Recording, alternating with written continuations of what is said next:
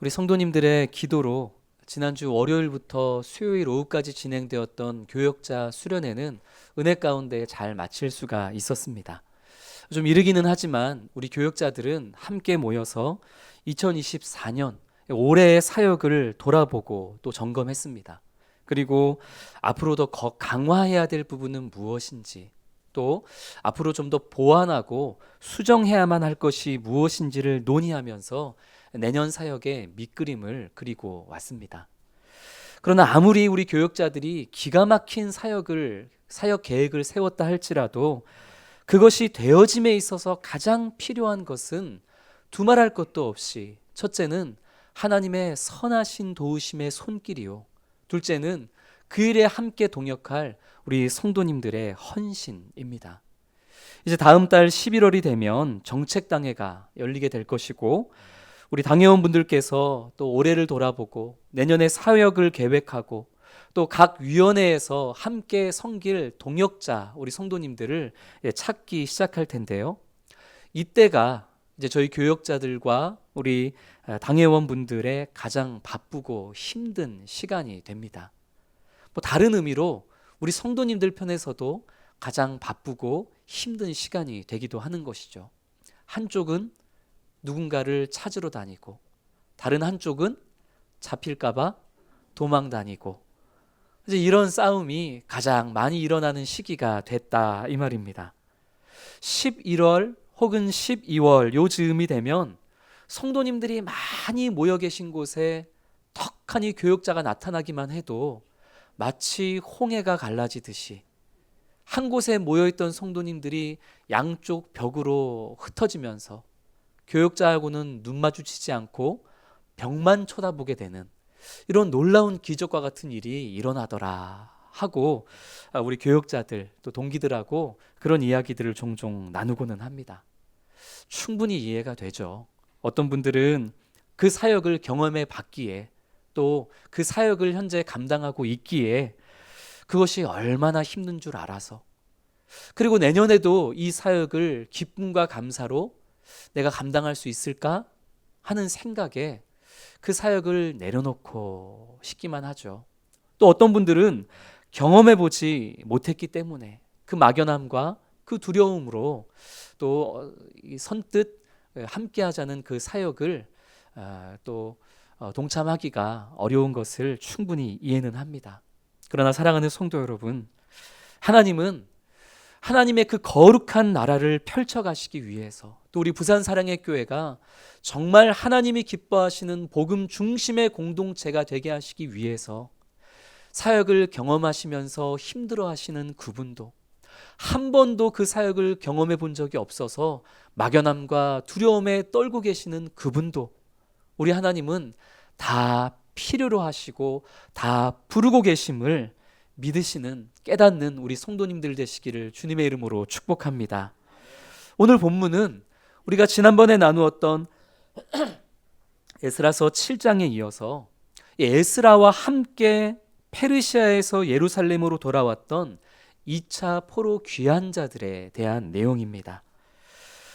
이 예루살렘으로 돌아왔던 이 2차 포로 귀환자들과 관련된 이 말씀을 통해서 오늘 우리를 다양한 자리로, 다양한 섬김의 자리로, 사역의 자리로 부르시는 하나님의 음성을 듣고 또 그 음성에 우리가 기쁘게 반응할 수 있는 오늘 우리 성도님들이 되시기를 주의 이름으로 축복합니다. 본문 1절부터 14절까지는 에스라와 함께 페르시아에서 예루살렘으로 귀환한 2차 귀환자들을 세 그룹으로 나누어서 지금 소개하고 있습니다.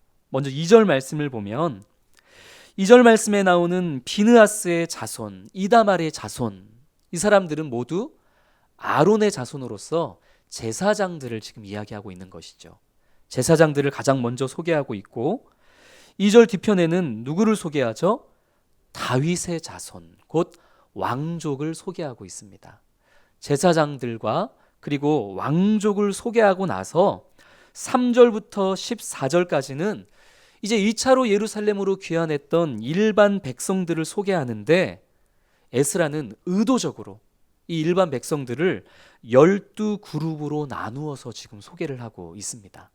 3절부터 14절까지 12그룹으로 지금 일반 돌아온 백성들이 소개가 되고 있죠.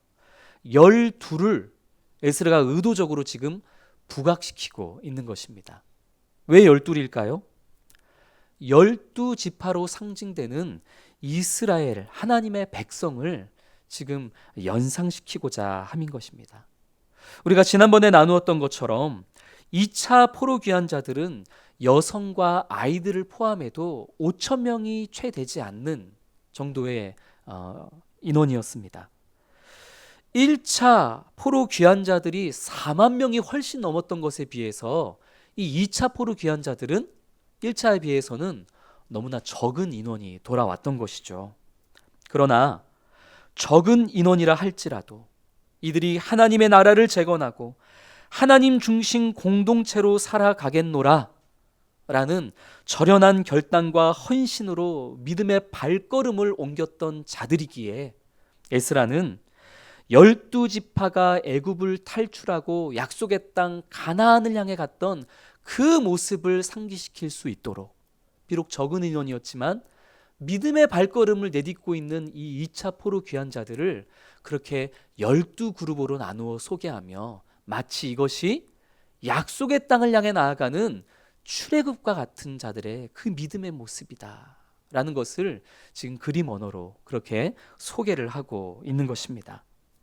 인원이 많든지 적든지 그 공동체의 규모가 크든지 작든지 대형 교회든지 개척 교회든지 하나님의 나라를 위해서 주 안에서 믿음으로 헌신하며 달려가는 바로 그 한 사람 한 사람을 하나님은 이처럼 거룩한 자의 명단에 올려주시고 기억해 주시더라 하는 것을 오늘 우리는 에스라의 말씀을 통해서 확인해 볼 수 있는 것이죠.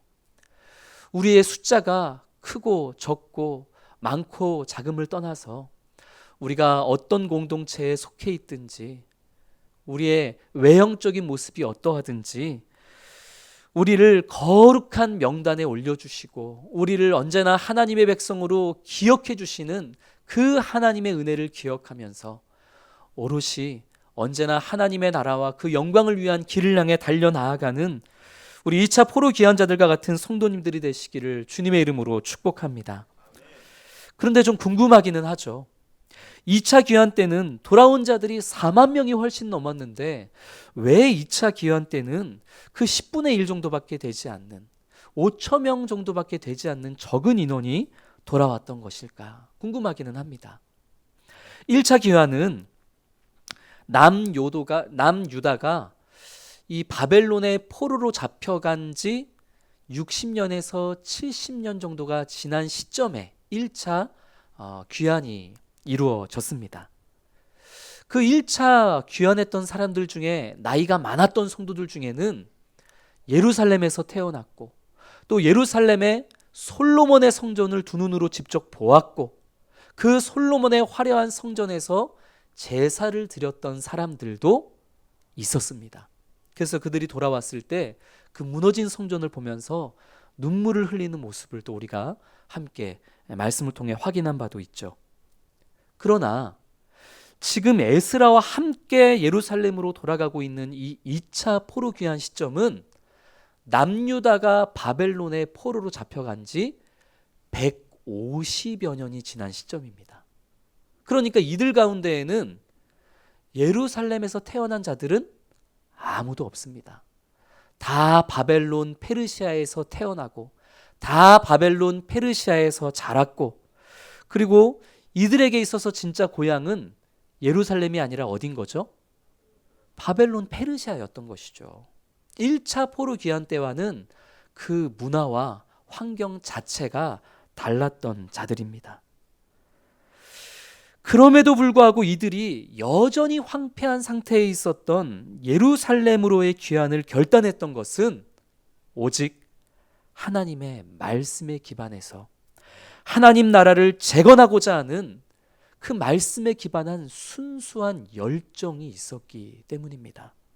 하나님의 선하신 손이 그들의 마음을 그 순수한 열망으로 가득 채워 주셨기에 내가 태어나지도 않았던 예루살렘, 가본 적도 없는 예루살렘, 가봤자 고생만 하게 될 것이 뻔한 그 예루살렘을 향해 나아가 하나님의 나라, 하나님을 중심으로 하는 그 기쁨의 거룩한 공동체를 재건하겠노라는 그 순수한 열망을 가지고 이들이 그곳을 향해 나아갈 수 있었던 것이죠. 그러나 그 길은 너무나 좁고 너무나 험한 길이기에 1차 기환 때와는 다른 극히 적은 숫자가 2차 포로 귀환에 동참할 수가 있었던 것입니다. 이 예루살렘을 향한 본격적인 출발에 앞서서 에스라는 아하와 강가에서 백성들을 소집시키고 그 귀한 자들의 명단을 이제 하나하나 파악하기 시작합니다. 그런데 예루살렘으로 출발해야 될 사람들의 명단을 파악하다가 충격적인 사실 하나를 발견하게 됩니다. 우리 15절 말씀 같이 읽겠습니다. 내가 무리를 아하와로 강가에 모으고 거기서 3일 동안 장막에 머물며 백성과 제사장들을 살핀즉 그 중에 레위 자손이 한 사람도 없는지라. 뭐가 문제였던 것이죠?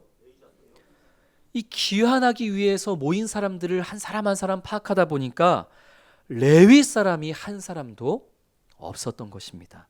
레위 사람 없는 게 뭐 그렇게 문제가 될까요? 레위 사람들이 해야만 했던 역할이 바로 성전을 섬기는 일이었기 때문이죠. 이 레위기 민수기에 보면 원래 이 레위 사람들에게 맡겨졌던 사역은 성막과 성물의 기구들을 운반하는 일이었습니다.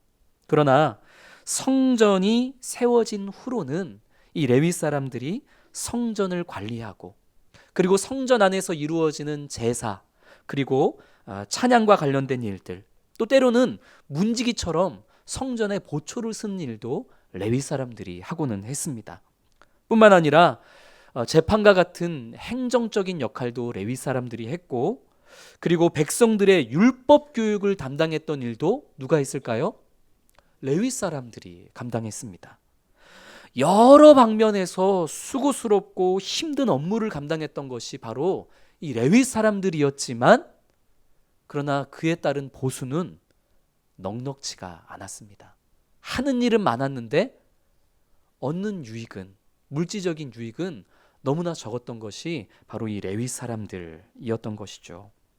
게다가 이 레위 사람들이 바벨론에 잡혀가서 포로 생활을 하는 동안은 레위 사람들이 레위인으로서 해야 될 역할 자체가 이방 땅에서는 없었기에 이 많은 레위인들은 그 포로 생활을 하면서 다른 직업을 구해서 생활을 해야만 했을 것입니다.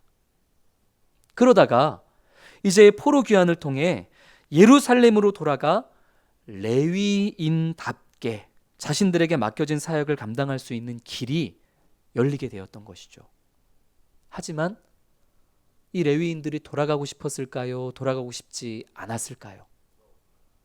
돌아가 봤자 또 성전에서 이런저런 수많은 일들은 감당해야 되고 그에 따른 보수는 변변치 않고 차라리 지금 이 이방 땅에서 다른 직업을 구해서 사는 것이 훨씬 더 편하기에 아마도 이 레위인들은 예루살렘으로 돌아가 원래 레위 사람들에게 맡겨졌던 사역을 감당하는 것이 썩 내키지는 않았을 것입니다. 그런 이유로 지금 이 2차 포로 귀환자 중에 레위 사람이 한 사람도 없었던 것이죠. 물론 이것은 당시의 역사적인 상황을 통해서 우리가 나름 합리적으로 추론을 해보는 것이지 정말 2차 포로 귀환자 가운데에 레위인이 없었던 그 명확한 이유를 오늘 성경이 말씀하고 있지는 않습니다. 그러나 당시의 시대적 배경을 통해서 아마 그러지 않았을까 하고 추론을 해보는 것입니다. 이렇게 레위인이 한 명도 없는 상황에서 예루살렘으로 귀환하는 것은 에스라에게는 아무런 의미가 없는 일이었습니다. 평안한 삶을 내려놓고 지금 이들이 예루살렘으로 귀환하고자 하는 이유가 무엇입니까? 하나님의 성전을 중심으로 하는 하나님의 나라, 하나님이 기뻐하시는 하나님 중심의 공동체를 이루고자 지금 이 평안한 삶을 내려놓고 예루살렘으로 귀환하는 것인데, 정작 성전을 관리하는 자들이 아무도 없이 돌아가 봤자 그곳은 또 다른 페르시아 땅이 될 것이고 또 다른 바벨론 땅이 될 것이고, 성전을 섬기는 자가 없이 돌아가서 살아가 봤자 세상과 구별되지 않을 만한 그런 공동체가 될 것이 눈에 보이듯 뻔하기에, 성전을 섬기는 그런 레위인 없이 돌아가는 것이 에스라에게는 아무런 의미가 없었던 것입니다. 그래서 에스라는 출발을 멈추고 레위인을 찾고 모으기 위해서 사람들을 보냅니다. 우리 16절, 17절 말씀을 같이 읽겠습니다. 이에 모든 족장 곧 엘리에셀과 아리엘과 스마야와 엘라단과 야립과 엘라단과 나단과 스가랴와 무슬람을 부르고 또 명철한 사람 요야립과 엘라단을 불러 가시럇 지방으로 보내어 그곳 족장 이또에게 나아가게 하고, 이또와 그의 형제 곧 가시럇 지방에 사는 느디님 사람들에게 할 말을 일러주고 우리 하나님의 성전을 위하여 섬길 자를 데리고 오라 하였더니. 아멘. 에스라는 이 지도자들을 비롯한 명철한 사람들을 뽑아서 가시럇 지방으로 사람들을 보냅니다. 왜 보내는 거죠? 그곳에 있는 레위 사람들, 하나님의 성전을 섬긴 자들을 찾아서 데려오라고 지금 지도자들을 보낸 것이죠. 아마 이들을 보냈던 가시럇 지방은 바벨론에서 멀지 않은 성읍으로서 이스라엘 자손들, 특히 레위 사람들이 집단으로 정착해서 살았던 곳이었을 것이다 라고 그렇게 생각이 되는 지역입니다. 그곳에 사람들을 보내서 그곳에 살고 있는 레위인들을 찾아가 설득하고 권면해서 함께 예루살렘으로 돌아갈 수 있도록 데려와라 하고 이 에스라가 지도자들을, 명철한 사람들을 뽑아 보냈던 것이죠.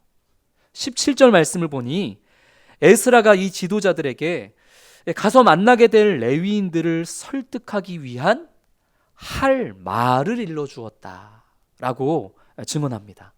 그들에게 가서 이렇게 얘기하면 그들이 우리와 함께 동참해서 예루살렘에 가게 될 것이다, 이렇게 할 말을 일러주었다는 것이죠. 이 할 말이 어떤 말이었을까요? 레위인들에게 어떤 말을 하면 그들이 동참했을 것이라 에스라가 생각하고 그 말을 일러주었던 것일까요? 우리와 함께 하기만 하면 보수를 2배로 줄게. 레위 사람들, 당신들이 우리와 함께 하기만 하면 예루살렘에 가서 남들보다 좋은 집, 좋은 차 빵빵하게 경제적으로 지원해 줄 테니까 함께 갑시다. 당신들이 예루살렘에 우리와 함께 올라가기만 하면 당신들 자녀 교육만큼은 우리 정부에서 책임져 주겠습니다. 이렇게 얘기하면 그들이 올 거야. 이렇게 할 말을 일러 주었을까요? 그럴 리가 없죠. 에스라는 하나님의 율법, 하나님의 말씀에 능통한 사람이었고, 그 말씀을 스스로 실천하는 사람이었고, 그 하나님의 말씀을 온 백성에게 가르치고자 뜻을 정했던 사람이었음을 우리가 지난 시간 나눈 바 있습니다. 에스라는 자신들이 보낸 사람들에게 오직 하나님의 말씀을 붙잡고 그들을 설득하고 권면하라고 이야기했을 것입니다. 하나님께서 이스라엘을 당신의 백성으로 삼아주셨던 그 크고 놀라운 은혜, 그러나 그 은혜를 등지고 살다가 이스라엘이 감당해야 했던 하나님의 그 무서운 진노와 심판, 그럼에도 불구하고 여전히 그 못난 이스라엘을 포기하지 아니하시고 여전히 사랑하시며 그들을 다시 거룩한 백성으로 회복시키시고자 하시는 하나님의 열심, 그런 하나님의 놀라운 사역과 역사에 우리 뜻을 정하여 함께 합시다 라고 이야기하라고, 그렇게 설득하라고 그들에게 할 말을 정해주지 않았겠습니까? 그 일을 위해서 성전을 섬기고 또 백성들을 가르치고 교육하는 일에 당신들의 수고와 헌신이 꼭 필요하다고, 그리고 하나님께서 분명 험하고 힘든 나날이 되겠지만 하나님께서 함께 하시고 위로하시고 능력을 주시리라고 그 하나님의 말씀을 힘입어 이 레위인들을 설득하지 않았겠습니까? 그 결과가 어떻게 됐을까요? 그 결과가 18절, 19절, 20절에 나타나 있습니다. 18절부터 20절 같이 읽겠습니다. 우리 하나님의 선한 손에 도우심을 입고 그들이 이스라엘의 손자 레위의 아들 말리의 자손 중에서 한 명철한 사람을 데려오고 또 세랴바와 그의 아들들과 형제 18명과 아하바와 무라리 자손 중 여사야와 그의 형제와 그의 아들들 20명을 데려오고 다윗과 방백들이 레위 사람들을 섬기라고 준 느디님 사람 중 성전 일꾼은 220명이었는데 그들은 모두 지명받은 이들이었더라. 아멘. 이 하나님의 말씀을 기반으로 한 설득에 마음의 감동을 받게 되었던 레위인들 38명과 그리고 그들을 섬기는 일꾼 220명까지 이 2차 귀환길에 함께 동참하게 되었습니다. 참 놀랍고 감사한 일이죠. 그런데 놀라운 일은 우리가 눈여겨볼 것은 20절 마지막 말씀이죠. 이들이 모두 어떤 사람들이었더라? 지명받은 이들이었더라 라고 성경이 증언하고 있는 것이죠. 이 뒤늦게 귀환길에 참여하게 되었던 38명의 레위인들과 또 이들을 섬기는 220명의 이 느디님 사람들, 이들은 다 지명받은 사람들이었는데 누구에게 지명을 받은 사람들이란 말일까요? 에스라에게 지명을 받은 것일까요? 아니면 에스라가 보냈던 지도자들과 명철한 사람들에게 지명을 받은 것일까요? 18절 말씀을 다시 보면 18절 처음이 어떻게 시작하죠? 우리 하나님의 선한 손에 도우심을 입은 사람들. 그러니까 하나님의 선한 손에 도우심을 힘입어서 지금 이 에스라가 보낸 사람들이 이 레위인들과 느디님 사람들을 만나게 되었던 것이죠. 결국 뒤늦게 이 귀한 길에 함께하게 된 레위인들은 누가 지명하신 것입니까? 하나님이 하나님의 백성, 하나님의 성전, 하나님의 거룩한 공동체를 세우는 사람들로 하나님이 지명하여 그 선한 손길로 부르셨다라는 것이죠. 이들을 찾으러 간 지도자들과 명철한 사람들의 말빨이 좋아서 이 레위 사람들이 동참하게 된 것이 아닙니다. 좋은 조건을 제시했고 이들이 그 조건에 마음이 흔들려서 이 귀한 길에 동참했던 것이 아니라는 것이죠. 자신을 지명하여 부르시는 하나님의 마음을 느꼈기에 이 레위인들과 느디님 사람들이 뒤늦게 비록 고난의 길인 것이 뻔히 보이지만 그럼에도 불구하고 나를 부르시고 지명하시는 하나님의 선한 도우심의 손길을 의지하여 이 귀한 길에 동참했다라는 것입니다. 사랑하는 성도 여러분, 하나님께서는 여기 있는 우리 모두를 하나님의 나라를 위해서 또 하나님을 중심으로 하는 복음 공동체를 위해서 저와 우리 성도님들 한 분 한 분을 지명하여 불러주셨음을 믿으시는 우리 성도님들 되시기를 소망합니다. 이 공동체 안에, 이 부산사랑의교회 안에는 다양한 섬김의 자리들이 있습니다. 그 다양한 섬김의 자리, 그 다양한 사역의 자리로 우리 각각을 지명하여 부르고 계시는 주님의 손길을 우리 모두가 다 경험하게 되는 그런 우리 성도님들이 되시기를 주님의 이름으로 축복합니다. 아멘 소리가 좀 이게 힘이 좀 빠지는데요.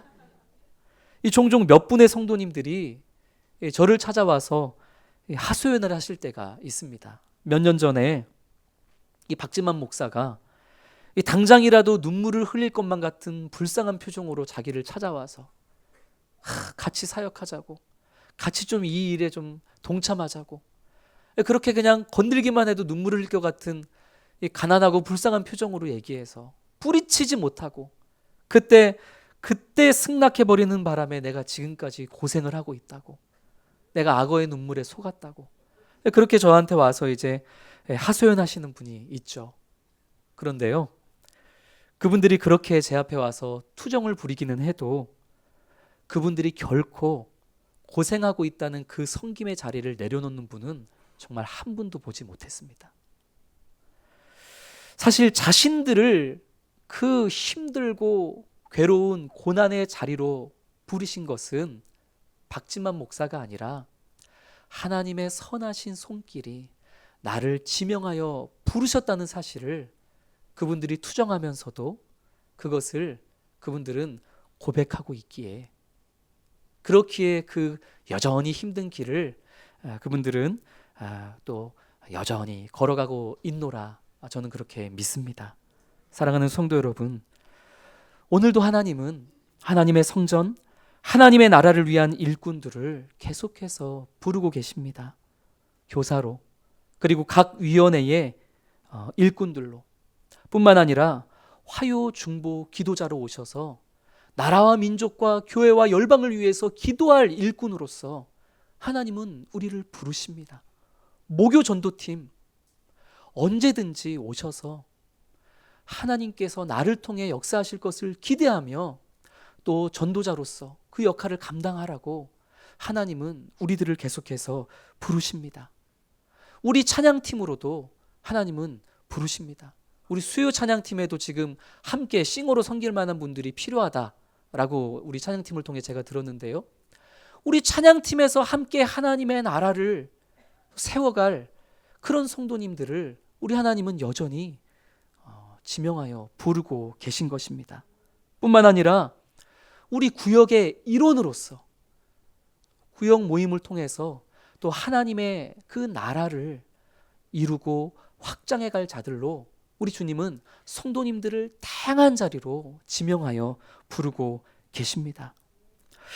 하나님의 나를 부르시는 그 부르심의 소리가 여러 방편으로 내게 들려올 때에, 나를 다양한 자리로 부르시는 그 하나님의 부르심이 여러 방편으로 내게 보여질 때에, 그때 자꾸 못 들은 척 하지 마시고, 그때 자꾸 못 본 척 하지 마시고, 자꾸 내게 거슬리고 있는 저 부르심이, 저 길이 정말 하나님의 영광과 나라를 위한 길임이 분명하다면 이 부족한 나를 그곳에 부르시고 계시는 하나님께 감사하는 마음으로, 분명 내가 그 섬김을, 그 사역을 감당하면 내 물리적인 시간을 내놓아야 하고 여러 가지 힘들고 괴로운 일들이 뻔히 펼쳐지겠지만, 그럼에도 불구하고 그 두려움과 염려를 하나님의 선하신 손길 앞에 내어 맡기며 나를 지명하여 부르시는 그 하나님의 부르심에 기쁨으로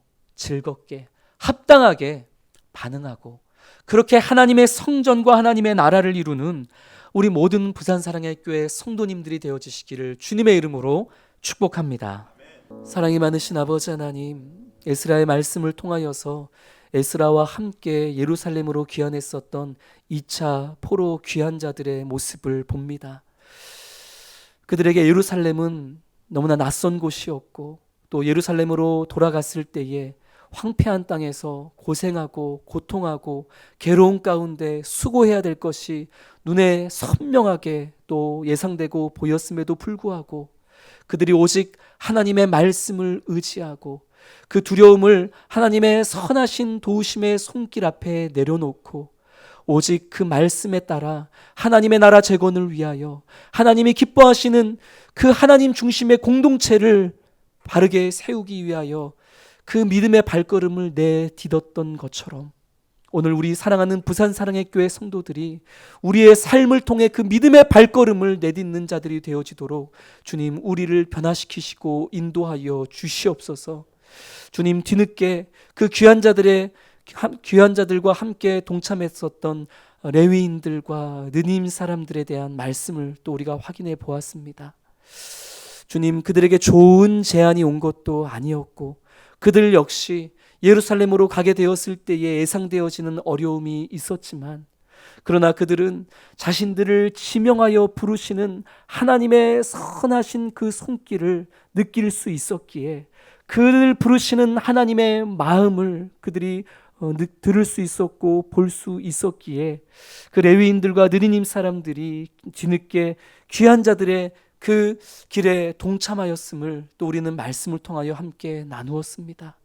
다른 무엇이 아니라 다양한 그 성전을 섬기고 하나님의 나라를 위한 다양한 자리로 우리를 지명하여 부르시는 그 하나님의 음성을 우리 사랑하는 성도들 또한 들을 수 있게 하여 주옵시고 볼 수 있게 하여 주시사 그 주님의 부르심에 더 이상 핑계하지 아니하고 못 본 척, 못 들은 척하지 아니하고 주님의 부르심에 합당하게 반응하고 순종하여 하나님의 그 성전과 우리 사랑하는 부산 사랑의 교회 공동체를 다양한 자리에서 아름답게 섬기며 나아가는 우리 모든 성도들이 되어줄 수 있도록 주님 역사하시고 우리 한 사람 한 사람을 인도하여 주시옵소서. 11월 2일은 우리 세 분의 장로님이 임직되어지는 귀하고 복된 날입니다.